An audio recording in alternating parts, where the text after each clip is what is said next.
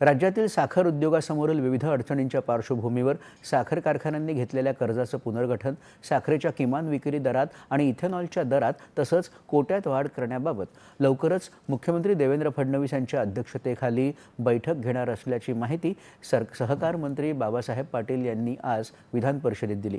काँग्रेसचे सतेज पाटील यांनी मांडलेल्या लक्षवेधी सूचनेला ते उत्तर देत होते। छत्रपती संभाजीनगर इथल्या शासकीय वैद्यकीय महाविद्यालय आणि घाटी रुग्णालयाला एम्स दर्जा मिळावा यासाठी राज्य सरकार केंद्र सरकारकडे पाठपुरावा करणार असल्याचं वैद्यकीय शिक्षण मंत्री हसन मुश्रीफ यांनी विधान परिषदेत सांगितलं। हिंगोली जिल्ह्यातील बाबासाहेब ठाकरे हरिद्रा संशोधन केंद्र प्रकल्प लवकर पूर्ण करण्यासाठी अर्थसंकल्पात आवश्यक तरतूद करण्यात येणार असल्याची ग्वाही फलोत्पादन मंत्री भरतशेठ गोगावले यांनी आज विधान परिषदेत दिली। शिवसेनेचे हेमंत पाटील यांनी विचारलेल्या प्रश्नाला उत्तर देताना ते आज बोलत होते। यानंतरच्या बातम्या थोड्याच वेळात।